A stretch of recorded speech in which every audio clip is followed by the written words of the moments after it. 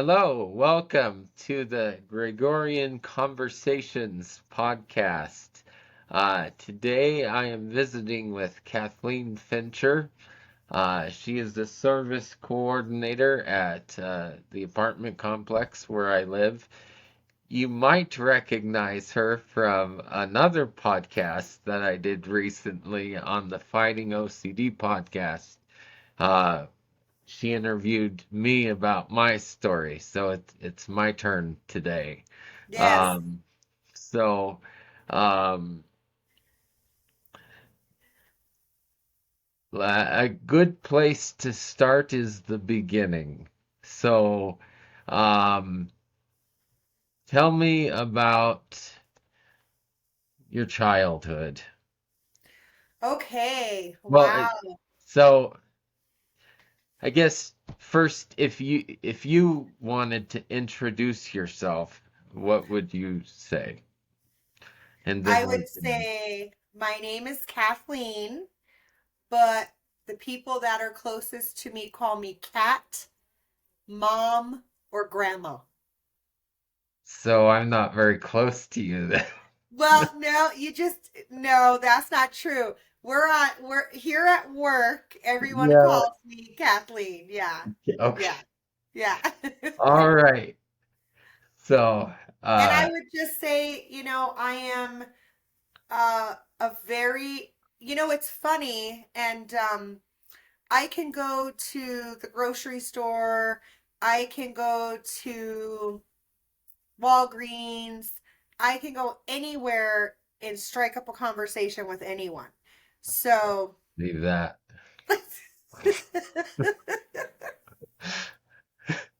So,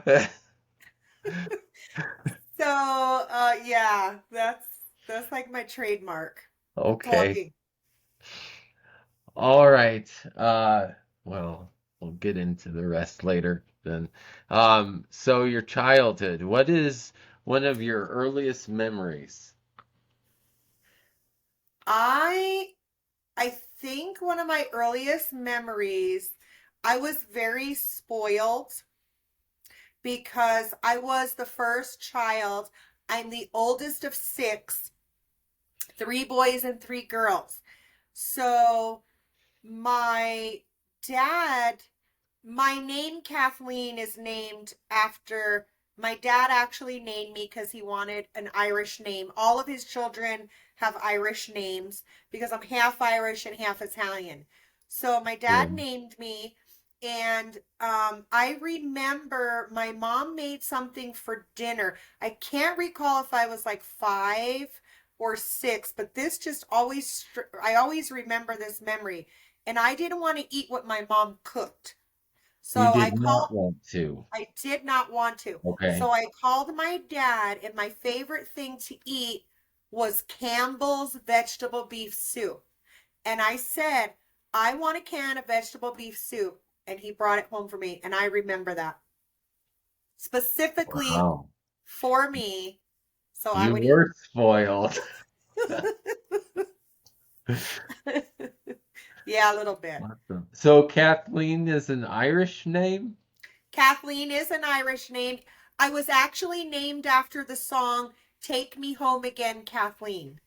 Oh, okay. Mhm. Um, and so is your last name So Italian? Fincher is my married name. Oh, Uh, right. Okay. Mulcahy is my Oh, maiden name, okay. like Then that is Father what you. Mulcahy from MASH. That's my maiden name, and my mom's name is D'Ottaviano, the Italian side. Ah, okay. Those do sound very Irish and Italian. Um, all right. Um, so, um, tell me about school growing up. School, I went to Catholic school from kindergarten to sixth grade. Okay. And I loved it. It was, we wore uniforms, and I remember joining the cheerleading squad, but I did get in trouble one time Oh, because just I once. did. I wore makeup. I makeup to school, and the nun took me in the bathroom and said, "Wash that off your face right now." So Okay. I did get in trouble once, but it was very, very compared to today's school and what I did, it's two different worlds. All And right. after that, I did go, so I went from Catholic school to sixth grade, and then I went to public school, sixth, seventh, and eighth. And then I Okay. went to another school to go to high school. And I was bullied. I was bullied. I remember in the, In I sixth, want to say seventh, or eighth, or high sixth, school? seventh, and eighth grade was a separate school from the high school, public high school. Right. Yeah. So did the bullying happen in sixth grade or in Yes. high school? It was in the sixth or seventh grade. I remember sitting because I've always had pretty long hair. It's always been, shoulder or down. And I remember specifically it was English class. Um, and we did English Spanish back then. So um, I can't remember the teacher. He was Hispanic, but the girl in back of me was always pulling my hair and said, Mhm. she always told me, "I'm going to get you after school. I'm going to get you after school." So back then, I just told my mom I was sick. I didn't want to go to school. I would make every excuse not to go to school. Finally, my mom was like, "You have to go to school. You're feeling better." And then I wouldn't go to school. I would go somewhere else. I would pretend I was going to school, and I went somewhere else because I didn't want to face this girl. I was deathly afraid of her. She was very intimidating. So what ended up happening is um, they called them the truancy officers back then. Yeah, I And the remember that. truancy officer called my mom and said, "Do you know that, Kathleen hasn't been to school for so many?" She's like, "What?" And so I told my mom, and she's like, "Oh, this is not right." So we had a meeting with the principal, the truancy officer, my mom, the other girl's parents, and she was reprimanded. And after that, it was like nothing happened. I was I was just It, afraid of her. when you say it was like nothing happened, does that mean that things got better or things stayed the Correct. same? Correct. When I went back to school, she didn't even look at me. So whatever was told to her in the meeting obviously worked. She Yeah. didn't even look at me. So I kind of Yeah. felt okay. I'm okay. She's not going to bother me. Yeah. So you said that she would threaten you after school to, did she ever do something after No, school? because I ran. I mean, I avoided Uh, her like the okay. plague, and literally got home as soon as I could. Because Okay. I honestly didn't know which way because I walked to school every day. Mm. I walked to school. We Back in those days, we walked to school, whether it was a foot of snow, rain. We walked to school, and so I just ran home as quick as I could get there. Yeah. Well, I walked to school in elementary school, but that was because it was four houses down. Yeah, no, it But was uh probably 2 miles to walk to school. so did you never take the bus? No. You were lucky.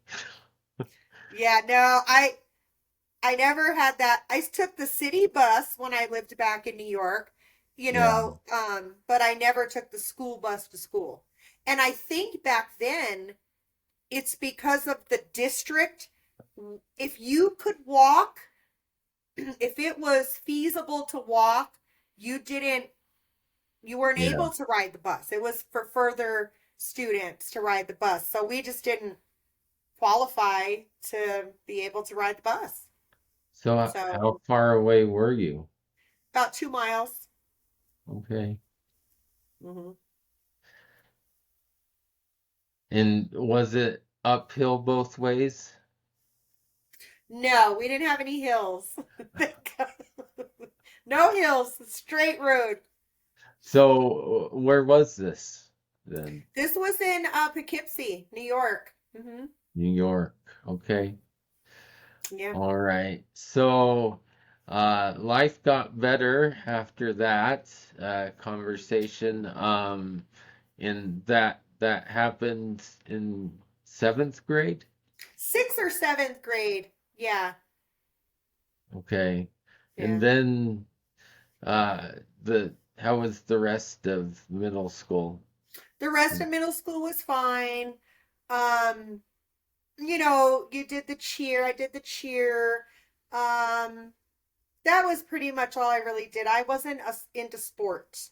I was determined to become a fashion model or a singer. So sports was not even a thought. I was very into that, And singing and you would define cheerleading as a sport? no. No. So did you ever do the cheerleading thing? Yeah, yeah. Okay. Cheerleading for me was more of a, oh, okay, it's really not a sport. You're just really, you know, bouncing around cheering. It's not, to Yeah. me, it's not. Now, that's school cheer. There are competitive cheerleading um things that I are very athletic. But in my day and age, when I was doing it, we just stood there and, raised our things. It wasn't very athletic at all. Okay. Um, and tell me about high school. High school was okay. Um, it's just the high school I went to, Poughkeepsie High School there were so many people. It Hmm. was like so many people. It was scary when you first go to high school and you kind of get separated from the friends that you had in middle school. It's like, you know, one class is across this way, the other. So it was an adjustment. I think high school is an adjustment for everybody. Yeah. Um, yeah, I feel like So do you have any idea how big your graduating class was? mm, that's a good question, Gregory.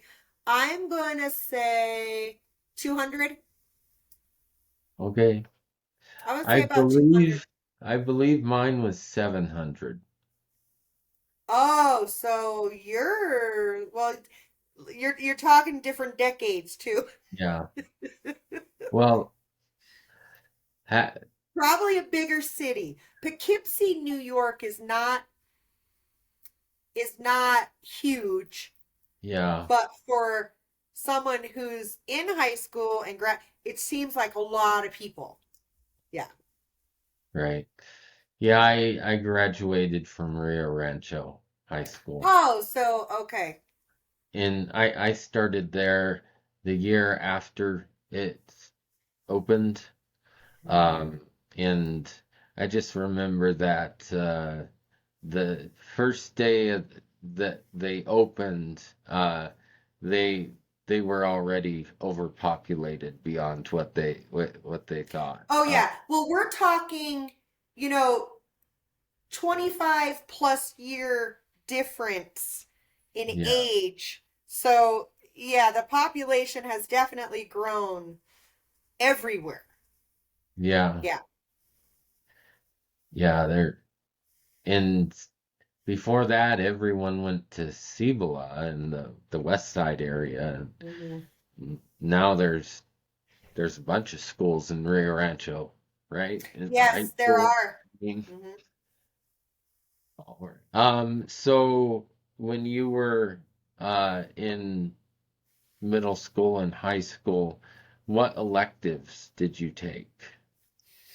So I basically did Spanish, which I still don't know how to speak Spanish.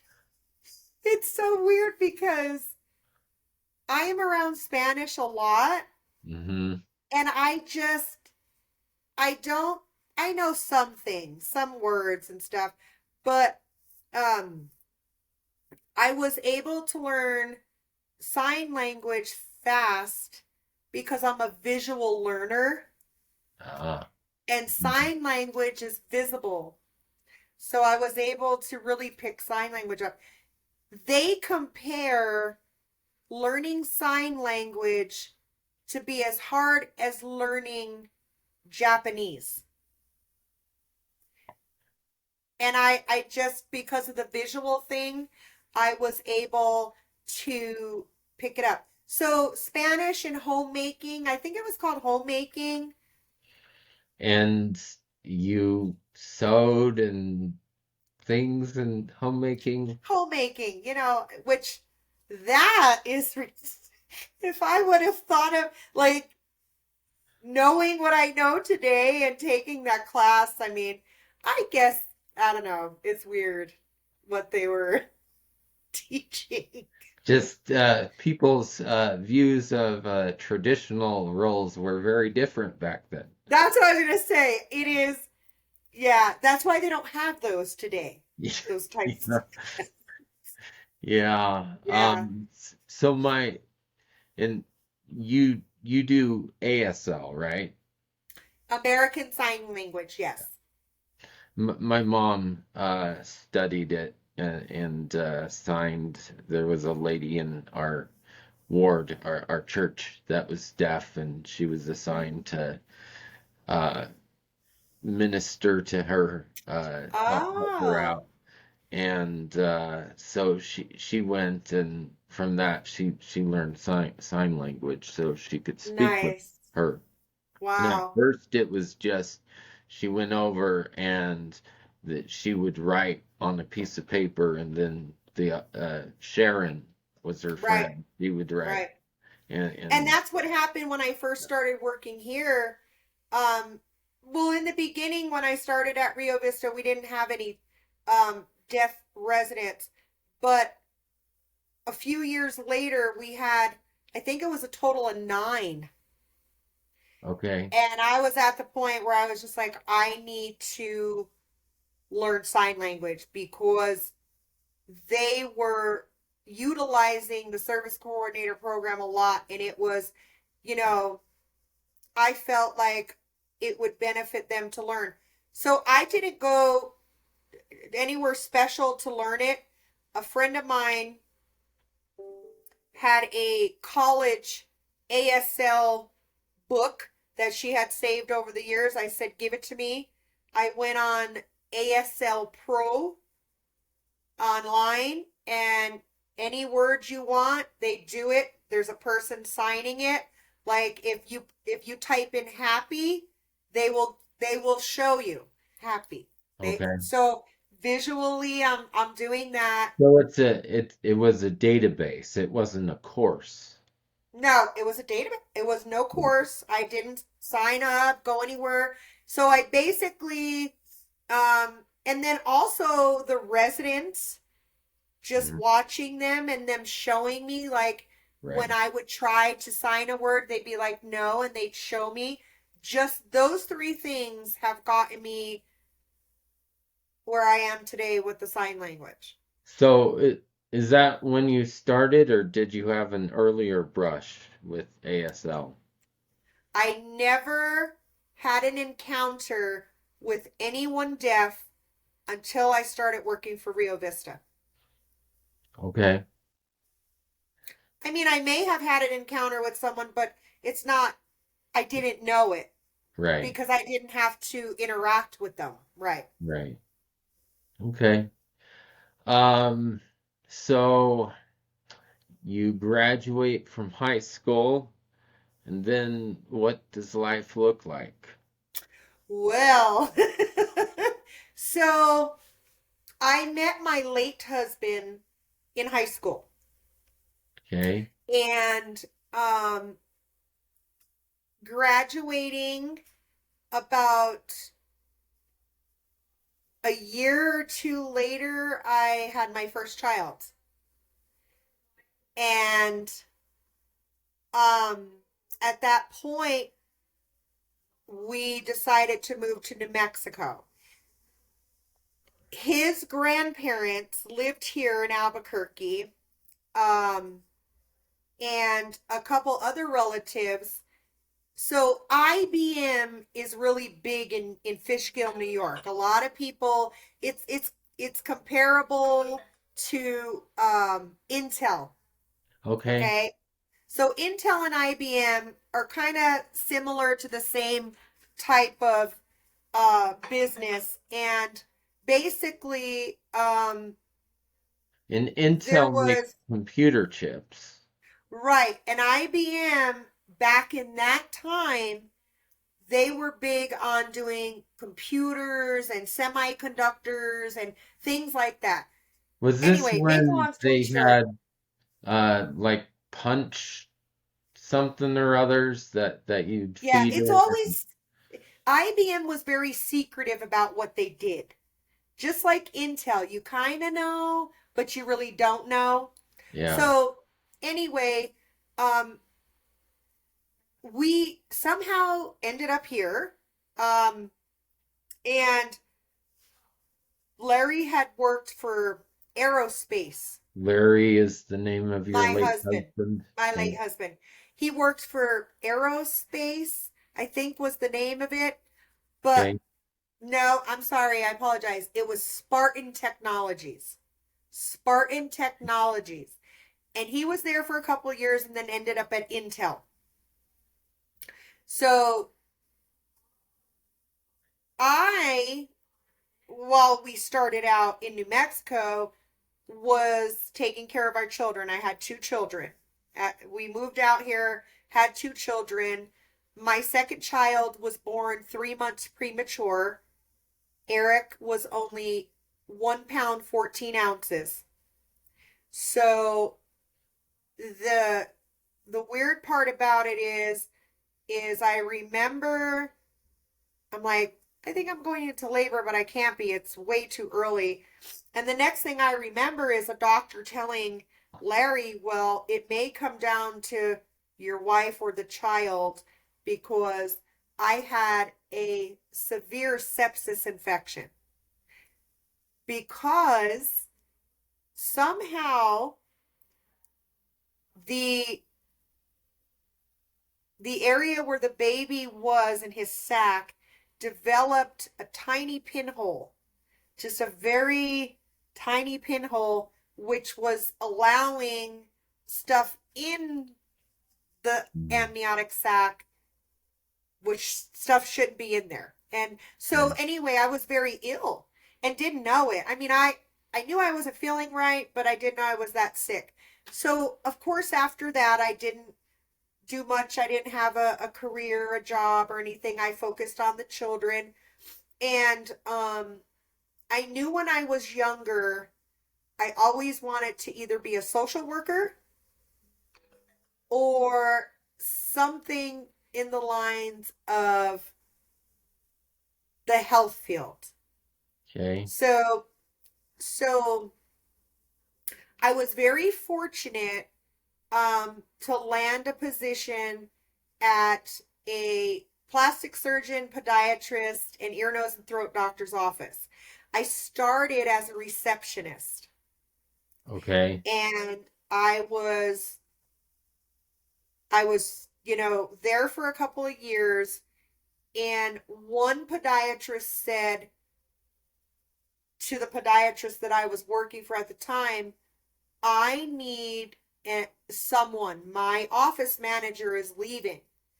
Um, and so they had asked if I wanted to interview, and I ended up interviewing for it, and and I got the position. And I thought, I had the interview with the doctor. I explained, I'm nowhere do I think I'm might be capable of doing it, but I'll be willing to give it a shot because I'm coming from the receptionist office position and you want me to be an office manager. Yeah. Well, lo and behold, I was there for 10 years. I learned my position. I actually made his revenue go up by $20,000 a month because I was actually doing what was supposed to be done with, the correct coding when he did surgeries and prior authorizations and things like that. So he and the medical assistant at the time said, I want to show you the medical assistant side of it. Okay. So hands on training with that. So Um, I need to stop you for a second. I'm So sorry, Gregory. Somebody keeps blowing up my phone like 25 texts in a minute. Let me okay. just, I don't know who keeps sending me all these texts. Um,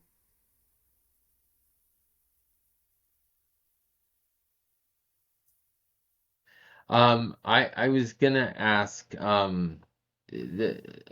the so Sorry. how long after you graduated did you get married? It would have been, I got married so maybe 4 years after. 4 years? I didn't, I And didn't, I'm not your typical person that married and then had children. I had my child first, okay, and I didn't want to get married. I mean, that was okay. just I felt like So when did you have your first child? How long after you graduated? it was I think it was 2 years after because Larry was about a year and a half old before I decided to get married. But my thing was this, Gregory, I didn't want, my mom and my dad, oh my God, because they're very strict and oh my God, you're having a child and you're not married and I don't want to do something that how can I say this? I didn't want to get married just because I was having a child. To Okay, me, I didn't want to be feel like I forced something, if that right. makes any sense. Yeah. You know, that's how I felt. So I wanted it to be a proposal of marriage, not just because we're having a child, but because you want to. Okay. You Um, know what I'm saying? so So, yeah, and then so you got married at 4 years, you said, after high school, and then so, when did you move to New Mexico? so I know we came out for a visit. I can't recall the year. When we were visiting, we Larry's grandparents and his aunts and some uncles were out here. Um, I want to say after the visit and we saw it and everybody said, we'll help you get established, whatever. Um, that's when I think we went back for about a year and decided to come out. So, um, So I how old are you when you move out here? oh, geez, you're If I asking can a good ask question. I'm gonna have that. to figure it out in my head, Gregory. Okay. I was in my 20s. Okay. I was in my 20s. I don't know exactly how old I was. You know, um, it was very traumatic for me to come out here because I had no family. I thought Larry you, had family. oh, okay. Okay. I'm talking about my family, I'm my looking at brothers, my right. sisters. I mean, Larry's family was my family, yes, but they weren't Right. my family. You know, that's Right. my family. My Yep. nobody that is connected to me was out Here. here. I mean, I Yeah. came, it was, let me tell you, coming from New York to New Mexico was a shocker. Just Yeah. a shocker. What, just a little browner than New York? Um, a lot browner, a lot browner, and also, um, just being low. You know, let's just, we think we know everything when we're young, right? I mean, we think we're Or, invincible. We think everything. Oh, I could do this. When I got out here, I was just like, I miss my family. But yeah. at the same time, I had to make a decision on what would be better for my children, my family. So yeah, yeah. Okay. So it was a shock. But then over Was time, that the you first know, time that you had been away from home for any length of time? my family is very close. My family has had every single Sunday, every aunt, every uncle, every cousin had Sunday dinner. So you had um at the minimum 20 people every Sunday for dinner, right? So did you did you go to college?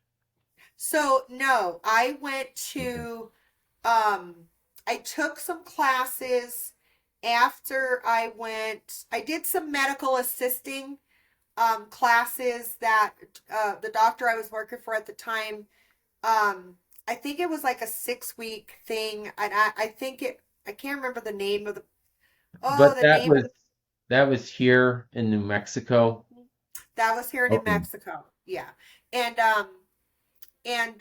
of course once I got into service coordination, social work type stuff, the past 20 years I have been doing classes and Yeah. certifications and more training than I could ever, from being mental health first aid certified and all the things that go with the service coordinator role. But yeah, So um so how did you get from medical assistant to service coordinator? I know I interrupted. that's okay. So the service coordinator at the time before I started at Rio Vista, the doctor I was working for as the office manager, fill-in medical assistant, was um, actually coming to Rio Vista to cut anybody who was diabetic and needed their every 60 something day care for their nails for diabetes preventative. And Um, for toenails? yes, Or, so he was actually coming here to Rio Vista, um, like 20 years ago. And the service coordinator at the time had reached out to me. We had been sending each other the information for billing and stuff, and we had never met in person. She happened to ask me, do you know anybody who would be interested in taking the service coordinator role here at Rio Vista because I'm leaving? She ventured into substance and alcohol abuse, specializing in that area. So so she she moved came and to a met me at hospital then? actually it was it's a recovery center for women that she went to. Kind Okay. of like the Barrett House, I believe, but Yeah. it was another name. She started up that one. So, so she came and met me at the doctor's office and I asked her some questions and she asked me what kind of training and stuff I had and she said, "Well, the service coordinator role, they don't want you to be um, basically a nurse or anything. So, you don't really need medical training because you're not going to be doing that. So I had, you know, 20 plus years office management experience and office experience. And she said, HUD required, human resource or whatever was the amount at the time. So I did fit that criteria. And she said, well, I'll come and take you over there. I'll come pick you up and show you around. And she did. I walked in and I was just like, this is different. That was my first. I was like, this The is the different. the populace was different, or the work was different, or both. The populace. The It populace. was it was just a mix of so many people. Because at the time, Rio Vista was senior disabled or handicapped. Okay, we didn't Okay. have an age restriction like we do now at 62. So there were young people outside smoking. There were elderly in here that were some of them were in walkers, some were in wheelchairs. It just reminded me of like an assisted living, really, Mm-hmm. from the visual. And I said, well, what exactly are you doing? I want to know about the job position. I want to see what you're doing. Show me in your office, what your file system is, what your, basic notes are. And she showed me and I said, okay. I said, yeah, that's nothing. I mean, in medical assisting, you do more notes than you would do for a service coordinator. Um, so I thought about it. I said, okay, thank you. I met Mary. Mary was here at the time. I was Okay. introduced to Mary. Um, and Mary said at the time, she just said, geez, I don't know if somebody so young going to be able to handle this. Well, I was older than Mary thought I was. She just thought I was in my 20s, and I was not. I was in my 30s. Um, Okay. but so make a long story short, I gave it a shot. And 17 years later, I'm still here. I've learned so much with the training that I got, specializing in geriatrics, mental health. I really just think I have a broader spectrum of knowledge doing this position. Had I had Mm-hmm. stayed in the medical assistant and maybe moved on to nursing at some point, I Right. just I feel that the knowledge that I've obtained from the service coordinator and is a lot more areas, a lot more personal. Um, so I am glad I took this route. And who knows where the road will lead me to. Yeah. Well, I'm glad you're here. Um, Well, thank you, Gregory. because I don't know if I guess I said this, but I'm at the apartment that Kathleen works Yes. for. So Yes. um and um so how many children did you end up having? Two boys. Okay.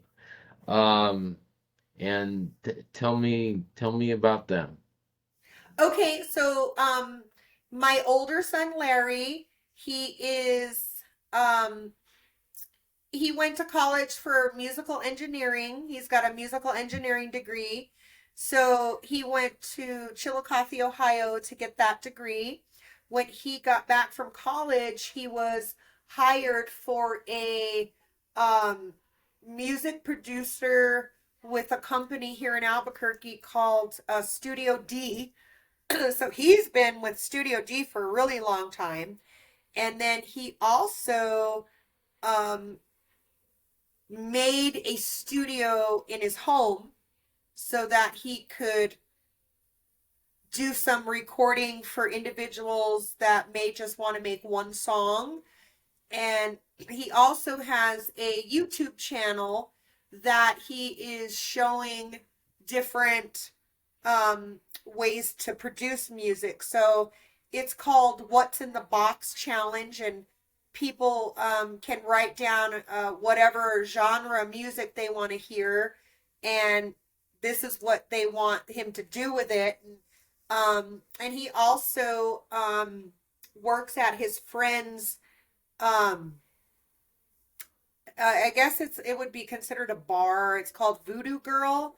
It's on Central, and a friend of his and his sister opened up. It's Voodoo Pizza and something, and they asked him to help out because they were starting out and they needed a waiter. And he said, I really like getting $300 a night in tips, so I think I'm gonna stick with it.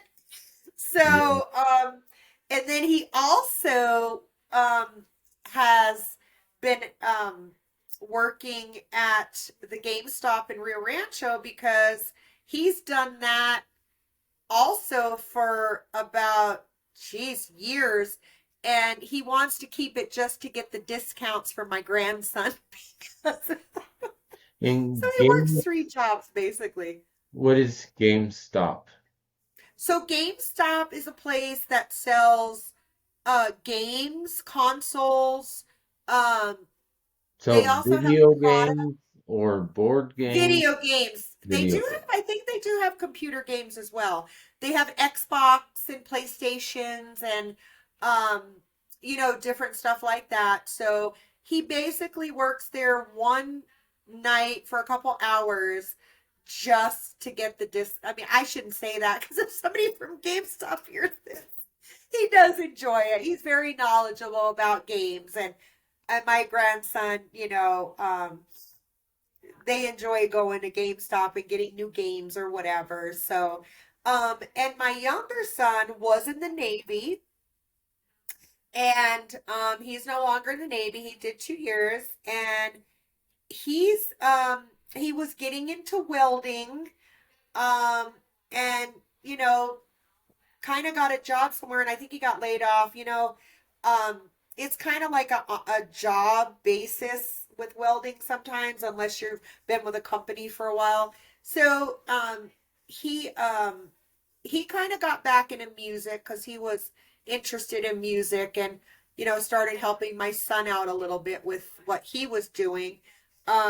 So yeah, and then he got into my brother moved out here um last year from New York, and he's a plumber. So my younger son started helping him out, saying, "Oh, I might like this." So that's what he's been doing.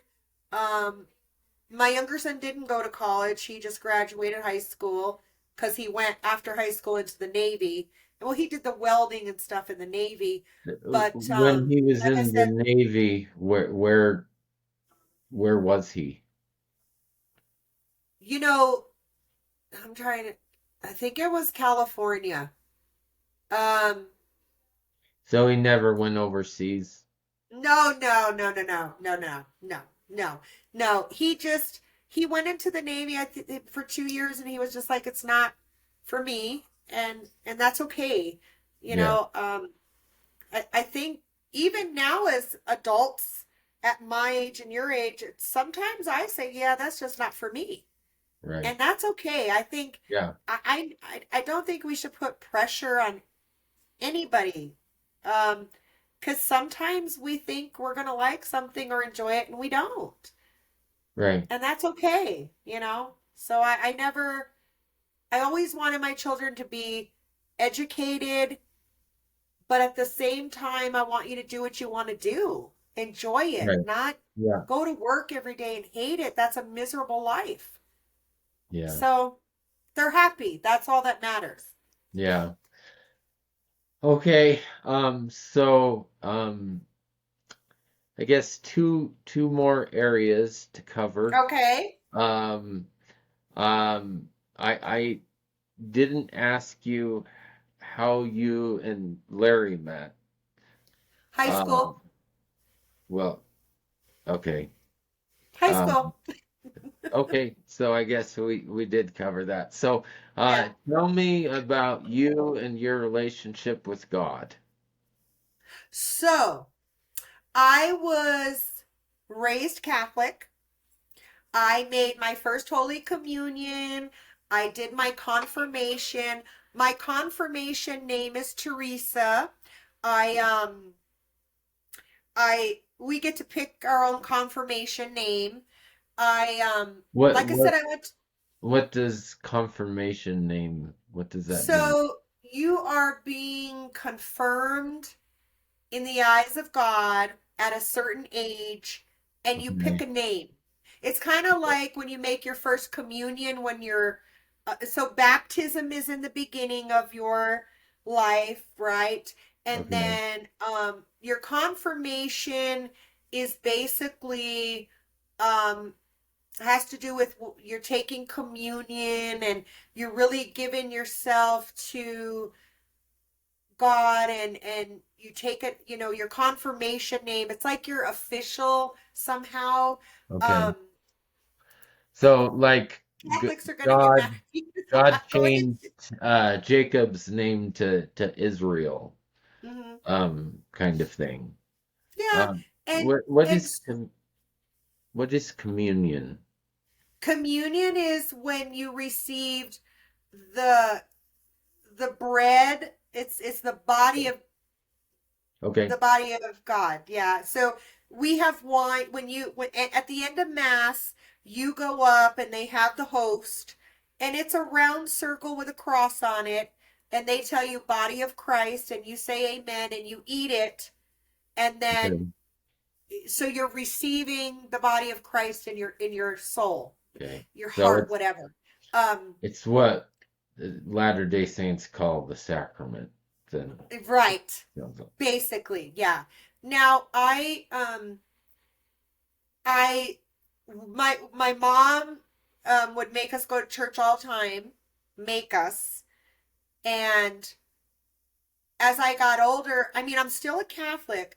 I just my perception is I don't need to go to church to sit there with a lot of people and do anything that I couldn't do from my own home or my own heart. So I think that's the way I'm practicing Okay. my religion in my way because listen, I'm just going to put it out there, Gregory, because I'm very blunt and Yeah, bold. yeah, There are a lot of hypocrites in this world. And I feel that a lot of people, and I think this is in every religion, will just show up just to show up, and then they're walking out and they're committing sin just like they never were there. I don't want to be in the presence of phony people. I don't like phony people.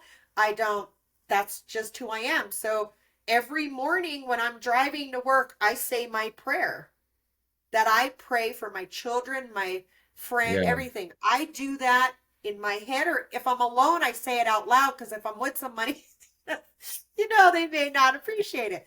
And at night, I say my prayer, and I am very um, connected to feeling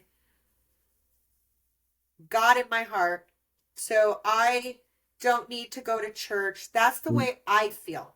And I imagine you still read the Bible and I things like do. that. I don't read it as much as I probably should. I think Um, that's true of anyone in any religion. yeah. But I have a little Bible in my office desk, a little pocket one. Um, I just, I, let me just say this. I'm okay with how I practice, Yeah, where I'm at. So if I'm okay with that, then that's okay with me. yeah. Yeah. So just uh, what about communion? Do you do that So from I time to I so time or here's my thing. I kind of question, see, I think that's part of who I am as a person. I have to question things. I have to know Hmm. answers to things sometimes where others may just leave it. Um, when Rio Vista had Catholic church services here when I first started, because some of the residents didn't have a ride or they couldn't make it. So the Right. priest would come, and whoever wanted to join that was Catholic could join. And Mary's sister came one time, one of the residents, not the manager, Mary.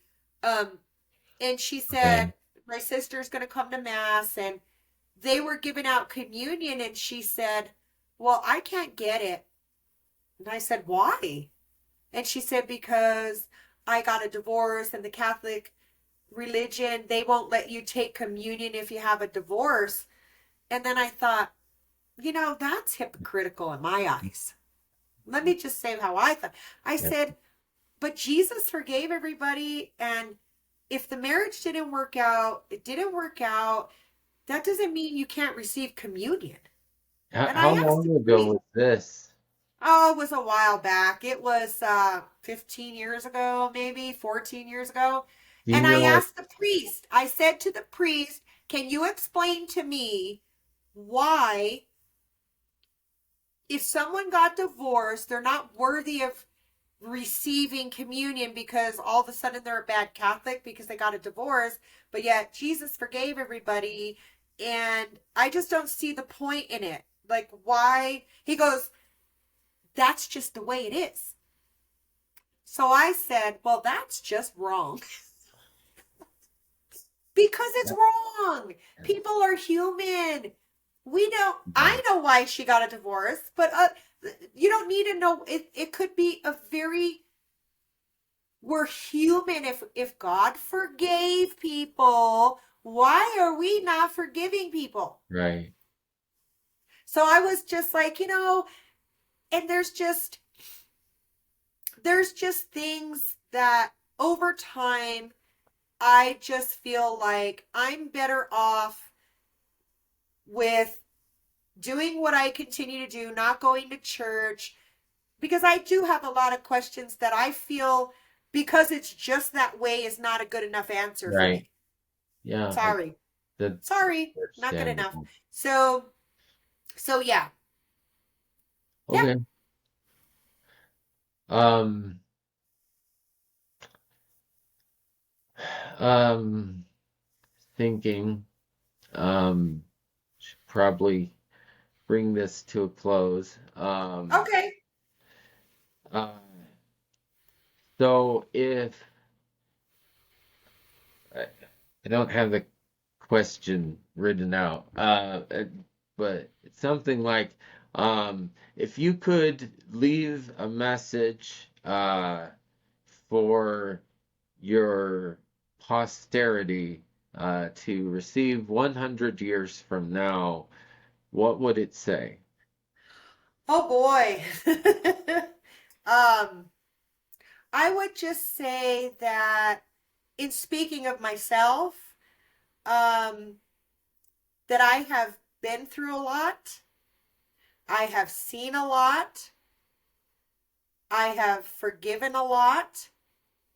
And I just, my goal in life is to just make sure that my children and grandchildren are living the best life they can, Hmm. and to make sure in all the years that I've done this work that I really have made an impact in someone's life. If I made you laugh, if I helped you, if something about me was positive, that's all I really want people to walk away with.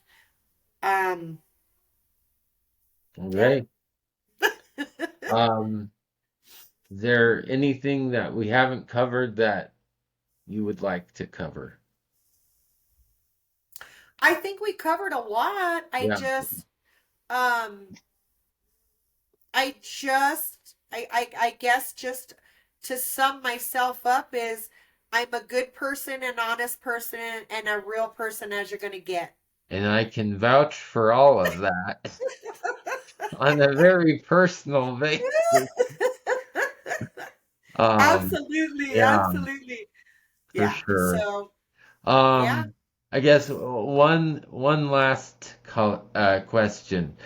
If Yes. you were any type of ice cream, what ice cream would you be? Mm. I would have to be the type of ice cream where everything's on it, like Okay. nuts and caramel and, sprinkles, and because I think that's who I am, a little bit of So everything.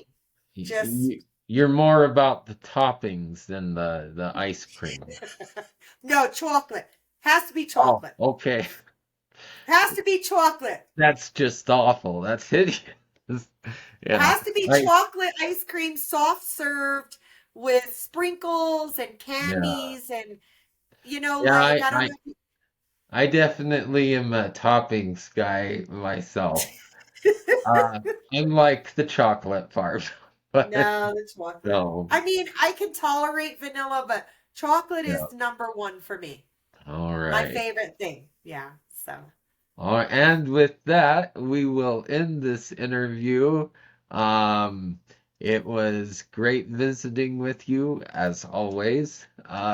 And um, yeah, well, I thank you for picking me, and I just want to say that you're doing great things, and you are really giving everything your all and everything that you do, and I think you're just going to go far in this world, Mr. Gregory Conrad. okay. All right. Bye. Okay. Yeah. Bye. Bye. Bye.